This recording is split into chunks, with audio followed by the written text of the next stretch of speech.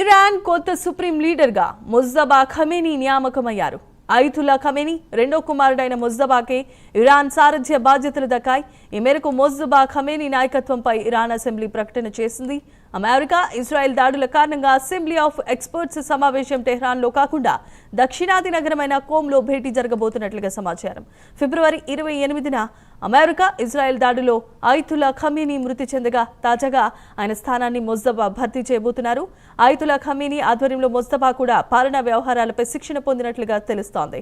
ఇదే అంశానికి సంబంధించిన మరిన్ని అప్డేట్స్ అందించడానికి మా చీఫ్ ఇన్పుట్ ఎడిటర్ నరసింహారావు సిద్ధంగా ఉన్నారు.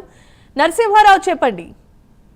ఇరాన్ కి సంబంధించినంత వరకు పాలనా వ్యవహారాలు కానీ లేకపోతే భవిష్యత్తుకి సంబంధించిన లీడర్షిప్ ఎవరు ఉంటారనే అంశానికి సంబంధించి ఈ రోజు ఫుల్ స్టాప్ పట్టింది.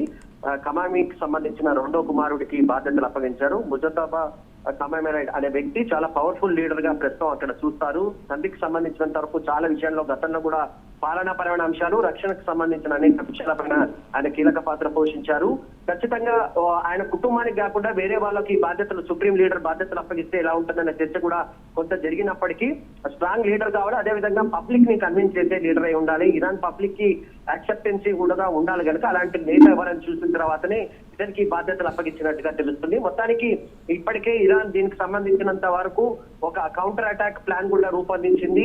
ఈయన నాయకత్వంలోనే త్వరలోనే ఒక కీలక సమావేశం జరగబోతుంది. దాంట్లో భవిష్యత్ కార్యాచరణ కొంత ప్రకటించే అవకాశం ఉంది. ముఖ్యంగా ఇజ్రాయెల్ అమెరికాకు సంబంధించినంత అంశాలకు సంబంధించి కొన్ని కీలక నిర్ణయాలు ఆయన్నే స్వయంగా ప్రకటించే అవకాశం ఉన్నట్టుగా తెలుస్తుంది.